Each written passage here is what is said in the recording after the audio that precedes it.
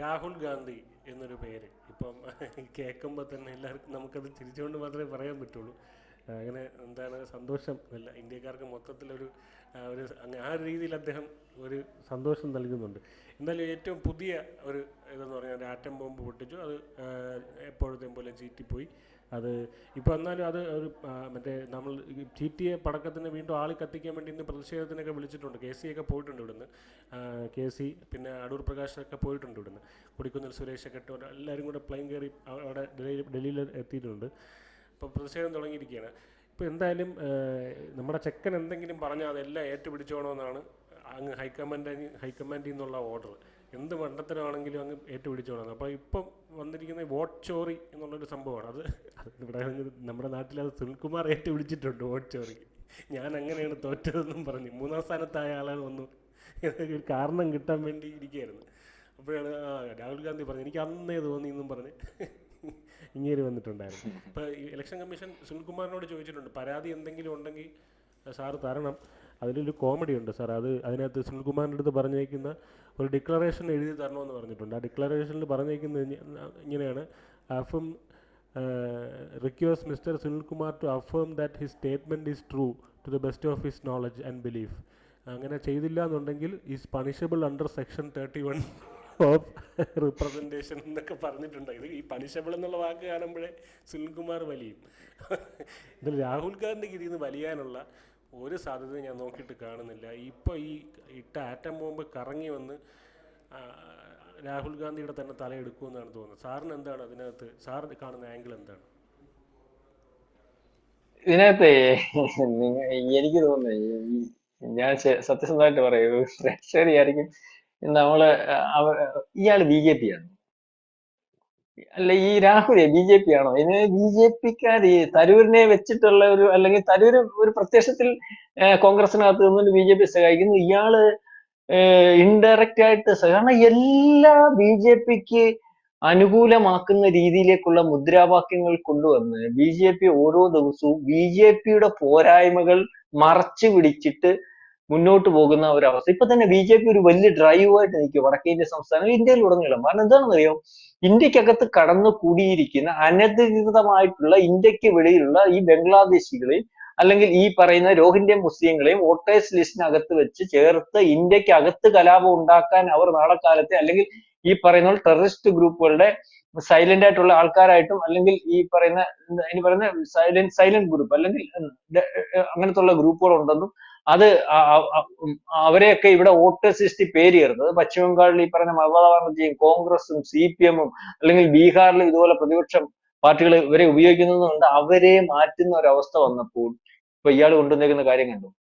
Voters ലിസ്റ്റിൽ അനധികൃതമായിട്ട് കയറി കൂടിയവർ കണ്ടമാനമുണ്ട്, ഇരട്ടിപ്പുണ്ട്, അല്ലെങ്കിൽ വോട്ടേഴ്സ് ലിസ്റ്റിനകത്ത് കുഴപ്പമുണ്ട്. അങ്ങനെയാണ് ബി ജെ പി ജയിക്കുന്നത്. അതുകൊണ്ട് അവരെ പുറത്താക്കണം, അതിനുവേണ്ടിയുള്ള സമരവുമായിട്ട് ഞാൻ ഇറങ്ങുന്നു. ബി ജെ പി രക്ഷപ്പെട്ടത്. ബി ജെ പി വിചാരിച്ച എന്താണെന്നറിയോ, ഈ പറയുന്ന ബീഹാറിൽ കണ്ടെത്തി 11 ലക്ഷം പേർ, ഈ ആസാമിൽ 19 ലക്ഷം പേർ, അപ്പൊ തന്നെ 30 അനധികൃതമായിട്ടുള്ളവരാ, രോഹിംഗ്യൻസും ബംഗ്ലാദേശികളും. ഇനി അടുത്തത് ബംഗ്ലാദേശിലേക്കാ പോകുന്നത്. അവിടെ മൊത്തം ഇത് 6 ജില്ല രോഹിംഗ്യൻസും ഈ പറയുന്ന ബംഗ്ലാദേശികളുമാണ് ഉള്ളത്. അപ്പോഴാണ് ഈ പറയുന്നത് പോലെ അന്നേരം വിചാരിച്ചു പ്രതിപക്ഷത്തിന്റെ ഭാഗത്തുനിന്ന് ഉണ്ടാകും, ഇവരെ കൂട്ടുപിടിച്ച് വലിയൊരു കലാപം ഉണ്ടാകും, ഉരുത്തിരിക്കും. ഇപ്പൊ ആരും കംപ്ലൈന്റ് ചെയ്യാൻ പോലും ഇല്ല, മിണ്ടാട്ടമില്ല. അന്ന് ഇത് തന്നെയല്ലേ രാഹുൽ ഗാന്ധി പറഞ്ഞിരിക്കുന്നത്. അപ്പൊ രാഹുൽ ഗാന്ധി ഇപ്പൊ പറഞ്ഞിരിക്കുന്നത് ഈ പറയുന്ന വോട്ടേഴ്സ് ലിസ്റ്റിലെ പേര്, അല്ലെങ്കിൽ വോട്ടേഴ്സ് ലിസ്റ്റ് ഇരട്ടിപ്പുണ്ട്, വോട്ടേഴ്സ് ലിസ്റ്റിൽ നിന്ന് വോട്ട് മോഷ്ടിച്ചാണ് മോദി ജയിച്ചത്. അപ്പൊ ഇയാൾ ഈ പറയുന്ന കഴിഞ്ഞ ദിവസം ഇപ്പൊ ഇലക്ഷൻ കമ്മീഷൻ ഇയാൾക്ക് നോട്ടീസ് കൊടുത്തേക്കുക, നിങ്ങൾ പറഞ്ഞിരിക്കുന്ന കാര്യം വെച്ച് പ്രസ്താവന കൊടുത്തിരിക്കുന്നത്, അല്ലെങ്കിൽ ഞങ്ങൾക്കെതിരെ നടത്തിയിരിക്കുന്ന ആരോപണം അത് ഞങ്ങളുടെ രേഖയല്ല, നിങ്ങൾക്ക് ഇതിനകത്ത് കംപ്ലൈന്റ് ഉണ്ടെങ്കിൽ നിങ്ങൾ പരാതി തരണം, അല്ലെങ്കിൽ നിങ്ങൾക്കെതിരെ കേസെടുക്കും. മനസ്സിലായി? അതേ രീതിയിൽ പറഞ്ഞ ഇയാൾ പറഞ്ഞിരിക്കുന്ന വ്യക്തികളുടെ പേര് പറഞ്ഞിട്ടുണ്ട്. ആ സ്ത്രീയെടുത്ത് എന്ന് വെച്ചപ്പോൾ അവർ രണ്ടിടത്ത് വോട്ട് ചെയ്തിട്ടില്ല, അവർ ഒരിടത്താണ് വോട്ട് ചെയ്തിട്ടുള്ളത്. അതുപോലെ ഈ പറയുന്നത് പോലെ ഇയാൾ ഈ പറയുന്ന ഇരട്ടിപ്പുണ്ടെന്ന് പറയുന്ന അല്ലെങ്കിൽ വോട്ടേഴ്സ് അവർ വോട്ട് ചെയ്തിട്ടുണ്ടോ എന്നുള്ളത് ബോധ്യപ്പെട്ടിട്ടാണ് ഇയാൾ സംസാരിക്കുന്നത്. അപ്പൊ എല്ലാ രീതിയിലും ഈ പറയുന്നത് പോലെ ഇദ്ദേഹം പറയുന്ന ആരോപണങ്ങൾ മൊത്തം തെറ്റാണ്. പക്ഷേ ആരോപണങ്ങൾ ശരിയാണെന്നുള്ള രീതിയിൽ, അല്ലെങ്കിൽ ആൾക്കാരെ തെറ്റിദ്ധരിപ്പിക്കുന്ന രീതിയിലേക്കുള്ള ഒരു പ്രചരണം, അതിനെ ഏറ്റുപിടിച്ചല്ലേ ഇപ്പൊ വിജയ് ആദ്യം പറഞ്ഞ പോലെ തൃശ്ശൂർ വന്നേക്കുന്നത്. തൃശ്ശൂർ ആൾക്കാർ കേൾക്കുമ്പോൾ തോന്നും, ഫ്ലാറ്റ് കേന്ദ്രീകരിച്ച് 50,000, മറ്റേ കോൺസ്റ്റിപ്പേഷൻ ഉള്ള നേതാവുണ്ടല്ലോ കോൺഗ്രസിന്റെ, അദ്ദേഹത്തിന്റെ മുഖം നിങ്ങൾ കണ്ടിട്ടുണ്ടോ? ഈ പറയുന്ന പോലെ ഈ നമുക്ക് ഈ മലശോധന നല്ലപോലെ ഇല്ലാത്ത ആൾക്കാരുടെ ഒരു ബുദ്ധിമുട്ടാണ് മുഖത്ത് ഇപ്പൊ ഈ ആൾക്കാരെ കാണുമ്പോൾ. പുള്ളി ഉം കെ മുരളീധരൻ പുള്ളി പറഞ്ഞ 50,000 ഇയാൾക്ക് നേരത്തെ അറിയത്തില്ലായിരുന്നു 50,000 പേര് ഫ്ലാറ്റില് ഇയാൾ അച്ഛൻ മത്സരിച്ചതും ഇയാളുടെ ജീവൻ തുടിക്കുന്ന മണ്ഡലം ഒക്കെ ഇല്ലേ, നിങ്ങൾ അവിടെ എടുത്തുകാരില്ലേ, 50,000 വോട്ട് അന്നേരമാണ് കണ്ടത്. ഇതിന് ശേഷം ഇയാൾക്ക് പരാതി കൊടുത്തുകൂടായിരുന്നു? എല്ലാത്തിനകത്തും പരാതി കൊടുക്കാൻ പറ്റുമല്ലോ. ഇപ്പോഴാണ് ഇതിപ്പം രാഹുൽ ഗാന്ധി കണ്ടുപിടിച്ചുകൊണ്ട് വന്നപ്പോഴാണോ ഇദ്ദേഹം കണ്ടത്? പിന്നെ സുനിൽകുമാർ എന്ന് പറഞ്ഞ മഹാമാന്യൻ, ലോകത്തിലെ ഈ അദ്ദേഹമാണ് ഈ ലോകത്തെ ഈ നമ്മൾ പറഞ്ഞ രാഷ്ട്രീയം കണ്ടുപിടിച്ചതും പിന്നെ ലോകത്തെ ഏറ്റവും വലിയ പാർട്ടി CPI ആണെന്നുള്ളതും അത് ഏറ്റവും കൂടുതലുണ്ട് പുള്ളിയുടെ പ്രദേശമാണെന്നുള്ളതും ഒക്കെ നിന്ന് സംസാരിക്കുന്ന ഒരു വലിയ മഹാനാണല്ലോ. അയാൾ എത്ര വട്ടം അയാൾ മന്ത്രിയായിട്ടിരുന്നില്ലേ, പലവട്ടം MLA ആയിട്ടിരുന്നു. ഇയാൾക്ക് ഇതൊന്നും അറിയത്തില്ലായിരുന്നു. പരാതി കൊടുത്തിട്ട് എടുത്തില്ലെന്ന്. അത് ഇയാളുടെ കഴമ്പുകേടാടൂ. ഇയാൾ പത്രത്തിൽ വിളിച്ച് പറയാം ഞാൻ പരാതി കൊടുത്തിട്ട് എടുത്തില്ലെന്ന്. അത് ഇയാളുടെ ഗതികേടല്ലേ ഇത് വന്ന് പത്രസമ്മേളനത്തിൽ പറയുന്നത്? ഇയാൾ പിന്നെ എന്തോ സുനിൽകുമാർ സാർ അതിനകത്ത് ഒരു കാര്യം കൂടെ സുനിലേട്ടൻ പറഞ്ഞു വെക്കുന്നുണ്ട്. അതായത് നമ്മൾ പിണറായി ഭരിക്കുന്ന സ്ഥലത്താണല്ലോ സുരേഷ് ഗോപിക്ക് വോട്ട് ചോറി ഉണ്ടാക്കി കൊടുത്തതെന്ന് പറയുന്നത്. അപ്പം CPIയുടെ ആളാണല്ലോ സുനിൽകുമാർ. അപ്പം സുരേഷ് ഗോപി ജയിക്കേണ്ടത് പിണറായി വിജയന്റെ ആവശ്യമായിരുന്നു എന്ന് പറയാതെ പറഞ്ഞു വെക്കുന്നതും കൂടെ ആയിരിക്കാം ചിലപ്പോൾ. അല്ല വേണ്ടി അതെ മോൾക്ക് വേണ്ടി മോന്റെ വേണ്ടി ഒന്നുമില്ല. ഇവരൊക്കെ വിചാരിക്കുന്ന ലോകത്ത് ഈ പറഞ്ഞ രണ്ടുപേരും സുനിൽകുമാർ പറഞ്ഞ ലോകത്ത് അദ്ദേഹത്തെ കവിഞ്ഞ ആരും ഇല്ലെന്നുള്ള രീതിയിലാണ് പുള്ളിയുടെ ഒരു നടത്തുക. പിന്നെ മറ്റേയാളെന്ന് പറഞ്ഞു കഴിഞ്ഞാൽ അയാൾക്ക് ലോകത്ത് എല്ലാവരെയും പുച്ഛമാണ്. ഞാൻ ഈ പറഞ്ഞ കോൺഗ്രസ് നേതാവ് കെ മുരളീധരൻ പുള്ളി ഈ ലോകത്തുള്ള അക്കൗണ്ട് എല്ലാം പൂട്ടി കഴിഞ്ഞാൽ അവിടെ ചെന്ന് പുള്ളിയുടെ അക്കൗണ്ടും പൂട്ടി. ഇപ്പൊ നേരത്തെ നിന്നിടത്തൊന്നും ചെന്ന് എത്തി നോക്കിയപ്പോ അവിടെ ഒന്നും രക്ഷയില്ലാത്ത രീതിയിൽ. അപ്പൊ ഇവർക്കൊക്കെ ഇപ്പം തോറ്റെന്ന് അങ്ങോട്ട് സമ്മതിക്കാൻ വയ്യ. ആരോടാ തോറ്റ? സുരേഷ് ഗോപിയോട് അപ്പൊ ഇത് കിടന്നെങ്കിൽ ഓരോ ദിവസവും ഉറക്കമില്ല, കുത്തി വലിക്കുക. ഓരോ ദിവസവും ആലോചിക്കുമ്പോൾ ഞെട്ടി ഉണരുക. ഇപ്പൊ ഒരു സൗകര്യം കിട്ടിയപ്പോ കാര്യം പറഞ്ഞേ ഉള്ളൂ. വിവരക്കേടല്ലേ പറയുന്നത്? വോട്ടേഴ്സ് ലിസ്റ്റ് പേര് അവിടുത്തെ DCC പ്രസിഡന്റ് ഇവൻ എന്തോ ഒരു മരക്കഴുതിയാന്ന് ആലോചിച്ച് നോക്കിയാൽ DC പ്രസിഡന്റ് പറഞ്ഞു കേട്ടത് സുരേഷ് ഗോപിയുടെ പെണ്ണും പിള്ളയും മക്കളും അല്ലെങ്കിൽ അവിടുന്ന് 16 പേരും കൂടെ വന്നു ഇവിടെ വോട്ടേഴ്സ് ലിസ്റ്റിൽ പേര് ചേർത്തു. ഇവിടെ ചേർക്കാവിടോ? അവിടുന്ന് വോട്ട് കട്ട് ചെയ്തിട്ട് ഇവിടെ ഒരു വാടക വീട് എടുത്താൽ അവിടെ വോട്ട് ചേർക്കാം. അയാൾക്ക് രണ്ടിടത്ത് വോട്ടുണ്ടോന്ന് അയാൾ പരിശോധിക്കണ്ടേ? ഇയാൾക്ക് എവിടെ വേണേലും വോട്ട് ചെയ്യാം. ഇന്ത്യയിൽ എവിടെ വേണേലും എനിക്ക് വോട്ട് ചെയ്യാം. ഒരിടത്തെ ഒറ്റ ഉണ്ടാവുന്നുള്ളൂ. നമ്മൾ വാടകയ്ക്ക് താമസിക്കാം. അങ്ങനെ ഗൾഫുകാർ വോട്ട് ചെയ്യുന്നത്. ഇതൊക്കെയാ പുതിയ കണ്ടുപിടുത്തങ്ങൾ. അപ്പൊ ഞാനീ പറഞ്ഞത് ഈ പറയുന്നത് പോലെ ഒരു ചെറുക്കൻ ഇപ്പം പറഞ്ഞില്ലേ, വിജയ് പറഞ്ഞില്ലേ, പോയി സുരേഷ് പോയി, KC വേണുഗോപാൽ പോയി, നല്ല വിവരമുള്ള അടൂർ പ്രകാശ് ഉൾപ്പെടെ ഉള്ളവർ പോയി. എന്തിനാ ഈ പൊട്ടത്തരം വിളിച്ചു കൂവിട്ട് അവസാനം പരാജയമാണെന്ന് അറിഞ്ഞുകൊണ്ട് ഗതികെട്ടവന്മാരുടെ അവസ്ഥയാ. ഇയാൾ പറയുന്ന പൊട്ടത്തരത്തിനെല്ലാം നിന്ന് കൂവിക്കൊടുക്കണം.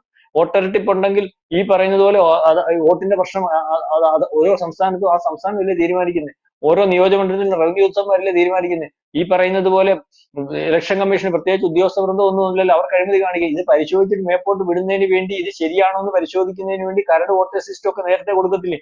ഇതെല്ലാം അറിയാവുന്നിടത്തും വോട്ടേഴ്സ് ലിസ്റ്റിനകത്ത് കാര്യങ്ങൾ ഉത്തരവാദിത്തപ്പെട്ട പാർട്ടികൾ തന്നെ കുഴപ്പങ്ങൾ ഉണ്ടെങ്കിൽ കണ്ടെത്തി കൊടുത്താൽ തിരുത്തൽ വരുത്തുകയും അതിന്റെ കുഴപ്പങ്ങൾ ചൂണ്ടിക്കാണിച്ചാൽ തിരുത്തൽ വരുത്തുകയും അതിന് പലവട്ടം രാഷ്ട്രീയ പാർട്ടികൾക്ക് പരിശോധിക്കാൻ അവസരം കൊടുക്കുകയും അത് അനൗൺസ് ചെയ്യുകയും ഒക്കെ ചെയ്യുന്നിടത്താണ് ഈ പറയുന്ന ആരോപണം. അപ്പൊ ആരുടെ കുഴപ്പമാ? ഈ പറയുന്നിടത്ത് കുഴപ്പമുണ്ടെങ്കിൽ കോൺഗ്രസ് പാർട്ടി അവിടെ ഇല്ലായിരുന്നോ? അല്ലെങ്കിൽ അന്ന് ഇയാൾക്ക് എന്താ ഈ അനൗൺസ് ചെയ്യാൻ വയ്യായിരുന്നു? ജയിച്ചു കഴിഞ്ഞപ്പോ തോറ്റു. ഇയാൾ ജയിക്കുന്നിടത്ത് വോട്ടേഴ്സ് ലിസ്റ്റിൽ പ്രശ്നമൊന്നുമില്ല. കർണാടകയിൽ ഇയാളെ ജയിച്ചേക്കുന്നത്, ഇയാളുടെ പാർട്ടി അവിടെ ജയിച്ചേക്കുന്നത്. അപ്പൊ ആരാ അതിന് ഉത്തരവാദിത്തം പറയണ്ടേ? ഈ ആൾക്കാർ ഈ മഹാദേവപുരത്ത് ഈ രാഹുൽ ഗാന്ധി നടത്തിയ 6 മാസത്തെ അന്വേഷണം, അതാണല്ലോ ഈ റിപ്പോർട്ട്. ഇത് അവിടുത്തെ ഈ ഇലക്ഷൻ നടക്കുമ്പോൾ ഈ ബൂത്ത് തല കോൺഗ്രസ് പ്രവർത്തകർ നന്നായിട്ട് ചെയ്തിരുന്നെങ്കിൽ ഇപ്പം ഇത് പൊക്കിക്കൊണ്ട് വരേണ്ടി വരില്ലായിരുന്നു. ഇങ്ങനെ അങ്ങനെ അതെ ഒരു ബൂത്ത് ഈ പറയുന്ന കേരളത്തിലാണെങ്കിലും ഇദ്ദേഹം അങ്ങനെ ശരി ഈ പറയുന്ന വോട്ട് ചോരി നടന്നിട്ടുണ്ടെങ്കിൽ ഇദ്ദേഹം അവിടെ മഹാദേവപുരത്തിൽ മാത്രമല്ല അമേഠിയിലും വയനാട്ടിലും നടന്നിട്ടുണ്ടോ? കഴിഞ്ഞ 2 ഇലക്ഷനിലും നടന്നിട്ടുണ്ടോ? അത് ആ ഒരു അന്വേഷണം നേരിടാൻ അദ്ദേഹം തയ്യാറായിരിക്കുമോ? ഇതിനകത്ത് ഈ പറയുന്നവർക്കുള്ള കാര്യങ്ങളില്ല. ഇതിനകത്തൊരു കാര്യം ഇപ്പം അവര് ഇന്ന് ഏഷ്യാനെറ്റൊക്കെ വലിയ ഇതിലാ. അവിടെ ചെന്നു ഈ പറയുന്ന വോട്ട് ചേർത്തെന്ന് പറയുന്നിടത്ത് പരിശോധിക്കുമ്പോൾ അവിടെ ബംഗാളികളാണ് താമസിക്കുന്നത്. ബംഗാളികൾ അവിടെ താമസിച്ചിട്ട് അവിടെ കെട്ടിടമുണ്ട്. ഒരാൾ വോട്ട് ചേർക്കാൻ ചെല്ലുന്ന ആ കെട്ടിടത്തിന്റെ കെയർ ഓഫിലാ. അവിടെ അന്ന് വോട്ട് ചേർന്ന സമയത്ത് ആ കെട്ടിടത്തിൽ അവിടെ താമസം ഉണ്ടോ ഇല്ലെന്നുള്ള കാര്യം അന്നത്തെ ഉദ്യോഗസ്ഥനും അവിടുത്തെ അല്ലെങ്കിൽ വോട്ട് ചേർക്കുന്നവരൊക്കെ പരിശോധിക്കണ്ടേ. ഇപ്പൊ അതിനുശേഷം അയാൾ അവിടെ കാണണമെന്നില്ല. വോട്ട് കഴിഞ്ഞിട്ട് എത്രയോ കാലമായി അവിടുന്ന് വാടകയ്ക്ക് താമസിക്കുന്നതായിട്ടുള്ള റെക്കോർഡല്ലേ വരുന്നത്. അയാൾ അവിടുന്ന് മാറിപ്പോയി കാണും. വോട്ട് അതെങ്ങനെ വാടകയ്ക്ക് താമസിക്കുന്നു എന്നുള്ള റെക്കോർഡ് ഉണ്ടാക്കി അവിടെ ആളിനെ വോട്ട് ചേർത്ത് കാണും. അയാൾ ഇന്ത്യക്കാരനാണെന്ന് എന്ത് ചേർക്കും? അങ്ങനെയല്ലേ എല്ലാവരും ചേർക്കുന്നേ. അല്ലെങ്കിൽ അന്നേരം അതിനകത്ത് ഇന്നയാൾ താമസിക്കുന്നില്ലെന്ന് പറഞ്ഞുകൊണ്ട് പരാതി കൊടുക്കണ്ട ചെയ്യാം. അല്ല ഇത് ആ വോട്ട് ചേർത്ത വോട്ടെല്ലാം BJPക്കാ കിട്ടിയെന്നുള്ളതിനകത്ത് വല്ല തെളിവ് വല്ലതും ഉണ്ടോ ഈ പറയുന്ന രാഹുൽ ഗാന്ധിക്ക്? അപ്പൊ ഇതിനകത്ത് വളരെ കൃത്യമായിട്ട് ഞാൻ ഈ ആദ്യം പറഞ്ഞത് ചോദിച്ചെങ്കിലും ബി ജെ പിക്കാരനാണോ എന്ന് ചോദിച്ചെങ്കിലും, അല്ലെങ്കിൽ ഈ ആരോപണത്തിനകത്ത് ബി ജെ പിക്ക് ഇപ്പം ബി ജെ പി ഉദ്ദേശിക്കുന്ന കാര്യത്തിന് ഗുണം ചെയ്തുകൊണ്ടാണ് ഞാൻ അങ്ങനെ ചോദിച്ചത്. പക്ഷെ അതല്ല. ഇവിടെ ജനാധിപത്യ സംവിധാനത്തിനകത്ത് നിൽക്കുന്ന ഒരു രാജ്യം, നമ്മൾക്ക് ഏറ്റവും അവസാനം അറിയാവുന്ന ബംഗ്ലാദേശിൽ ഈ പറയുന്ന ഇല്ലാത്ത ഒരു ആരോപണത്തിന്റെ പേരിൽ ജനാധിപത്യത്തിൽ കൂടി അട്ടിമറിക്കാൻ പറ്റാത്ത ഹസീനെ അവിടെ ഒരു പ്രശ്നം ഉണ്ടാക്കി, അല്ലെങ്കിൽ അവിടെ ഒരു പ്രക്ഷോഭം ഉണ്ടാക്കി, അല്ലെങ്കിൽ അവിടെ ഒരു വിപ്ലവം ഉണ്ടാക്കി പുറത്താക്കിയതുപോലെ ഈ രാജ്യത്തിനകത്ത് അത്തരത്തിലൊരു നീക്കത്തിന് വേണ്ടി രാഹുൽ ഗാന്ധി പലവട്ടം ശ്രമിച്ചിരുന്നു. അതിനകത്ത് ഈ പറയുന്ന നമ്മളുടെ പാകിസ്ഥാനും ചൈനയ്ക്കും അമേരിക്കയ്ക്കും ഒക്കെ പങ്കുണ്ട്. അതുകൊണ്ടാണ് ഇപ്പോൾ പലവട്ടം ഇദ്ദേഹം അമേരിക്കയിൽ പോകുന്നത്. ഇദ്ദേഹത്തിന് വിദേശ സന്ദർശനം പലവട്ടം പരിശോധിച്ച് കേന്ദ്ര ഗവൺമെന്റ് വെളിവിട്ടിട്ടുണ്ട്. ഇന്ത്യക്കെതിരെ നീക്കം നടത്തുന്ന പല രാജ്യങ്ങളുടെ നേതാക്കന്മാരുടെ അടുത്താണ് ഇദ്ദേഹം സന്ദർശിക്കാൻ പോകുന്നത്. അപ്പം ഏറ്റവും അവസാനത്തെ ഒരു കളിയാണ്. കാരണം വോട്ടേഴ്സ് ലിസ്റ്റ്, ജനാധിപത്യ സംവിധാനത്തിൽ ഏറ്റവും സുതാര്യമായിട്ട് ലോകം അംഗീകരിക്കുന്ന അധികാരത്തിൽ വന്നിട്ടുള്ള ഒരു ഗവൺമെന്റും ഒരു പാർട്ടിയും അത്തരത്തിലല്ല അധികാരത്തിൽ വന്നിരിക്കുന്നത് എന്ന് കാണിക്കുന്നതിന് വേണ്ടി അതിന്റെ കെയർ ഓഫിൽ ഇപ്പം വോട്ടേഴ്സ് ലിസ്റ്റിൽ നിന്ന് പുറത്താക്കപ്പെടുന്ന, ഇന്ത്യക്ക് വെളിയിൽ നിൽക്കുന്ന, നാളെ കാലത്ത് കലാപത്തിന് വേണ്ടി ഉപയോഗിക്കാൻ കൊണ്ടു നിർത്തിയിരുന്ന റോഹിംഗ്യൻസിനെ, ബംഗ്ലാദേശിനെ ഉപയോഗിച്ച് ഇപ്പോഴത്തെ ജനാധിപത്യ സംവിധാനത്തെ അട്ടിമറിക്കാൻ CAA സമരത്തിന്റെ സമയത്ത് ശ്രമിച്ചതുപോലെ, കർഷക സമരം എന്നതിന്റെ പേരിൽ ഉണ്ടാക്കാൻ ശ്രമിച്ചതുപോലെ, അജ്മീർ സമരത്തിന്റെ പേരിൽ കലാപം ഉണ്ടാക്കാൻ ശ്രമിച്ചതുപോലെ ഇതിനകത്തും അത്തരത്തിലുള്ള ഒരു ശ്രമമാണ്, അതിന്റെ ഒരു കൂട്ടായ നീക്കമാണ്, അതിനുവേണ്ടിയുള്ള ഒരു കരുതലാണ്, ഒരുക്കമാണ്. കാരണം ഇത് വ്യാജമായിട്ട് പ്രചരിപ്പിക്കുന്നു, അറിയാവുന്നവർക്ക് മാത്രം അറിയാവുന്ന കാര്യം, അല്ലെങ്കിൽ ഇതിന്റെ വ്യക്തത വരുത്തി കാര്യങ്ങൾ ദൃഢമായിട്ട് വളരെ കുറച്ച് ആൾക്കാർക്ക് മാത്രമേ അറിയത്തുള്ളൂ. അതൊരു പക്ഷേ രാഷ്ട്രീയക്കാർക്കും ഈ പറയുന്ന മാധ്യമ പ്രവർത്തകർക്കും മറ്റു പലർക്കുമാണ്. അതറിയാമെങ്കിൽ പോലും മാധ്യമ പ്രവർത്തകർ കേരളത്തിൽ ഉൾപ്പെടെ ഉള്ളിടത്ത് ഇതിനകത്ത് വ്യാജമായി കാര്യങ്ങൾ നടക്കുന്നു എന്ന് പ്രചരിപ്പിക്കാനാണ് ശ്രമിക്കുന്നത്. അതായത് ഈ പറയുന്ന നീക്കത്തിന് കൂട്ടുപിടിക്കുന്ന മാധ്യമങ്ങൾ, മനസ്സിലായില്ലേ? അത്തരത്തിലേക്കാണ്. പക്ഷെ വിദേശ മാധ്യമങ്ങൾ ഉൾപ്പെടെയുള്ളവർ രാഹുൽ ഗാന്ധിക്ക് എതിരായിട്ടാണ് ഇപ്പൊ നീങ്ങിക്കൊണ്ടിരിക്കുന്നത്. അയാൾ പറഞ്ഞിരിക്കുന്നതും പ്രചരിപ്പിക്കുന്നതും തെറ്റാണ്. അതായത് ഇപ്പം നിങ്ങൾ വിജയ് പറഞ്ഞതുപോലെ ഇയാൾ മുണ്ടുരിഞ്ഞ് കാണിച്ചാൽ, ഏറ്റവും അവസാനം നമ്മൾ പറയത്തില്ലേ, തോക്കുന്ന ചില ആൾക്കാർ മുണ്ടഴിച്ച് കാണിക്കും, ഈ വെറും ലോക്കൽ പാർട്ടികൾ. ഒരു രീതിയിലും ജയിക്കാൻ ഒക്കത്തില്ലെങ്കിൽ ഇപ്പൊ വിജയ് അടിച്ചവരെ ഓടി ചെന്നിട്ട് എന്നാ കണ്ടോടാ മുണ്ടഴിച്ച് കാണിക്കുന്നുണ്ട് ചില പാർട്ടികൾ. അതാണ് ഇപ്പൊ ഇയാൾ കാണിച്ചിരിക്കുന്നത്. ഇയാള് നഗ്നതാ പ്രദർശനമാണ് നടത്തിയത്. ഇയാൾക്ക് ജനാധിപത്യ സംവിധാനത്തിൽ കൂടിയോ മറ്റ് പല രീതിയിലോ അല്ലെ മറ്റ് പല കാര്യത്തിലോ ഒന്നും ഈ പറയുന്ന പോലെ ഇന്ത്യയിൽ അധികാരത്തിൽ വരാൻ സാധിക്കാത്തപ്പോൾ ഒരു കാര്യവുമില്ലാതെ നഗ്നതാ പ്രദർശനം എന്ന് തന്നെ പറയേണ്ടി വരും. അതായത് ഈ തോക്കുന്നവൻ ഓടി മാറിയിട്ട് മുണ്ടഴിച്ച് കാണിച്ചിട്ട് ഓടുന്നത് പോലുള്ള കാര്യമാണ്. പക്ഷെ ഇതിനകത്ത് ആ മുണ്ടഴിച്ച് കാണിക്കുന്നതിന്റെ, ഇയാൾ മുണ്ടഴിച്ച് കാണിക്കുന്നതിന്റെ കൂടെ ഈ പറയുന്ന ഇവിടുത്തെ കൊടിക്കുന്ന് സുരേഷും KC വേണുഗോപാലും അടൂർ പ്രകാശും കോൺഗ്രസും ഉൾപ്പെടെ ഉള്ളവർ മുണ്ടഴിച്ച് കാണിക്കേണ്ട ഒരു ഗതികേട്, ഈ പറയുന്ന ഒരു വലിയ പാർട്ടിയുടെ ഗതികേട്, ആ ഗതികേടിലേക്ക് വരുന്നു. അതാണ് നമ്മളിപ്പോ കണ്ടുകൊണ്ടിരിക്കുന്നത്.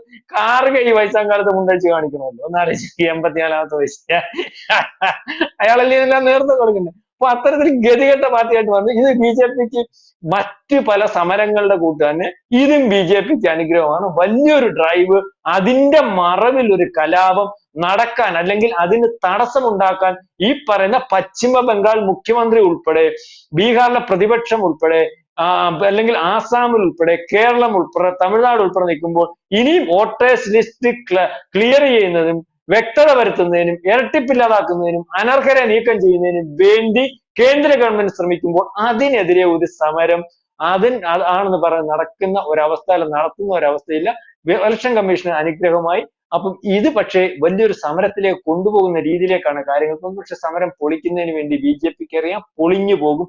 ഇത് അവസാന കളിയായി. ഇയാൾ വിചാരിക്കും ഇതിന്റെ കേരളത്തിൽ ജയിലിലൊക്കെ ഇടും, അതിന് സാധ്യത BJP ചെയ്തിട്ടുണ്ട്. അങ്ങനെ ഒരു ആനുകൂല്യം പോലും, അല്ലെങ്കിൽ എന്നേ ഇയാളെ ജയിലിടാൻ അങ്ങനെ ഒരു ആനുകൂല്യം കൊടുക്കുന്നില്ല. ഏതായാലും ഞാൻ മുമ്പേ പറഞ്ഞതുപോലെ രാഹുൽ ഗാന്ധി നഗ്നതാ പ്രദർശനം കാണിച്ചിരിക്കുകയാണ്. ഏറ്റവും അവസാനം തോറ്റ് തുന്നമ്പാടി ജയിലിലല്ല പിടിച്ച്, മറ്റേ കോടതിയിലൊക്കെ പിടിച്ച് വരാന്തയിലൊക്കെ നിർത്തൂലേ, അതുപോലെ ഒരു ദിവസം മുഴുവൻ നിർത്തേണ്ട, അത്രേ അതിൻ്റെയൊക്കെ ആവശ്യമുള്ളൂ. അങ്ങനെയൊക്കെ നിർത്തിയാൽ മതി, വെയിലത്ത് പിടിച്ച് നിർത്തുക, അങ്ങനെയൊക്കെ ഉള്ള കാര്യങ്ങൾ ചെയ്താൽ മതി. ജയിലിലിട്ട് കഴിഞ്ഞാൽ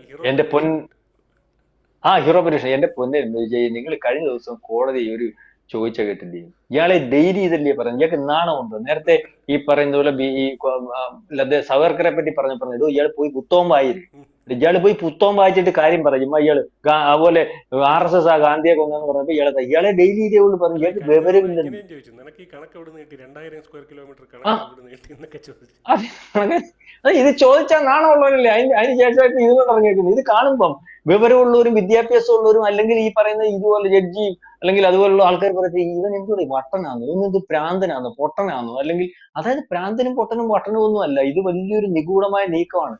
അതായത് ഇവിടുത്തെ ജനാധിപത്യ സംവിധാനത്തെ അട്ടിമറിക്കുന്നതിന് വേണ്ടി അച്ചാരം മേടിച്ചിട്ട് അതിനുവേണ്ടി കലാപം ഉണ്ടാക്കുന്നതിനും അത് ഉരുത്തിരിക്കുന്നതിനും അത് കൊണ്ടുവരുന്നതിനും ഒക്കെ ഉള്ള ഒരു നീക്കമാണ്. പക്ഷെ ഇയാളെ അതിനൊന്നും ആ രീതിയിൽ ആളിനെ കൂട്ടാനും ആ രീതിയിലൊക്കെയുള്ള കാര്യങ്ങൾ അല്ല ഉണ്ടാക്കാനും ഇതിൽ ഒന്നും നമ്മുടെ കൊള്ളാവുന്ന അത്തരത്തിൽ ആൾ. നമ്മുടെ നാട്ടിലെ സഖാക്കന്മാരുടെ കാര്യം കോമഡിയാണ്. ഈ ആറ്റം ബോംബ് ഇലക്ഷൻ കമ്മീഷൻ തകർന്ന് വീഴുമെന്നൊക്കെ പറഞ്ഞപ്പോൾ സഖാക്കന്മാർ കാര്യമായിട്ട് എന്തോ പ്രതീക്ഷിച്ച് രാഹുൽ ഗാന്ധി എന്നിട്ട് സെമിനാറൊക്കെ അവതരിപ്പിച്ചപ്പോൾ സഖാക്കുമോ ഇത് നമുക്ക് ഇതായിരുന്നു, നമുക്കിത് 60 വർഷമായിട്ട് അറിയാം. അവര് അതെ, അവര് പിന്നെ അവര് ചെയ്തോണ്ടിരിക്കുന്ന കാര്യം ഇതായിരുന്നു ആറ്റം ബോംബ്. അതാ ഞാനും വിചാരിച്ച ഇയാൾ എന്തുവാ കൊണ്ടുവരുന്നത്, കാരണം ഇയാൾക്ക് അത്ര പോലും അറിയത്തില്ലെന്ന്. അത് നമുക്കറിയാമല്ലോ. അപ്പം അത് പക്ഷെ അറിയാമെങ്കിലും ഇയാൾ ഇങ്ങനെ ആയിരുന്നില്ല ഇത് അവതരിപ്പിക്കേണ്ടത്. ഇയാൾക്ക് കാര്യങ്ങൾ അവതരിപ്പിക്കാനും അറിയത്തില്ല.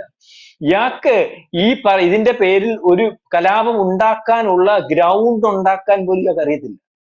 അങ്ങനെയല്ല ഇതിന്റെ ഗ്രൗണ്ട് ഉണ്ടാക്കേണ്ടത്. വേറെ രീതിയിൽ ഇത് ഗ്രൗണ്ട് ഉണ്ടാക്കിക്കൊണ്ട് വരാമായിരുന്നു. ഒന്നും മനസ്സിലാവാത്ത രീതിയിൽ ഗ്രൗണ്ട് ഉണ്ടാക്കി കൊണ്ടുവരാൻ ഇയാൾ കൊണ്ടുവന്ന് പുസ്തകമൊക്കെ കാണിച്ച് പൊക്കി പിടിച്ചിട്ട് ഇങ്ങനെയൊക്കെ പറഞ്ഞാൽ അത് മൊത്തം വ്യക്തമായില്ലേ? കാരണം ഇത് പരിശോധിക്കാൻ രേഖയായില്ലേ? ഇലക്ഷൻ കമ്മീഷന് വ്യക്തത വരുത്തി തിരിച്ച് മറുപടി പറയാൻ പറ്റത്തില്ല. ഇന്നലെ തൊട്ട് ഇലക്ഷൻ കമ്മീഷൻ മറുപടി പറഞ്ഞു തുടങ്ങി, അയാളെ വിളിച്ചു തുടങ്ങി. ഇയാൾ ഇപ്പൊ തന്നെ പൊളിഞ്ഞു പോകും. കാരണം ഇലക്ഷൻ കമ്മീഷൻ വെല്ലുവിളിച്ചിരിക്കുക, നിങ്ങൾ കാണിച്ച ഡോക്യുമെന്റ് കൊണ്ടുവരൂ, നിങ്ങളുടെ പരാതി കൊണ്ടുവരൂ. അപ്പൊ പരാതി കൊടുക്കാതിരിക്കാൻ പറ്റും. അപ്പം ഇലക്ഷൻ കമ്മീഷൻ ഇയാളുടെ പേര് കേസെടുക്കും. അപ്പൊ ഇയാൾ നടത്തിയ മൊത്തം വ്യാജ പ്രചരണമാണെന്ന് വരും. അപ്പൊ അതേ രീതിയിലേക്കാണ് കാണുന്നത്. ഞാനീ പറഞ്ഞില്ലേ, തുന്നമ്പാടി ഓരോ കാര്യത്തിനും നോക്കുക, ഒരു രീതിയിലും രക്ഷയില്ല. സിന്ദൂരായാലും കൊള്ളാം, മറ്റ് ഏത് കാര്യം ഏറ്റെടുത്താലും ഇതിനകത്ത് കൊള്ളാം, അവസാനം ഈ മുണ്ടഴിച്ച് കാണിച്ചിരിക്കുന്നു എന്നുള്ള കാര്യം ആണ് നമുക്ക് മനസ്സിലാവുന്നത്.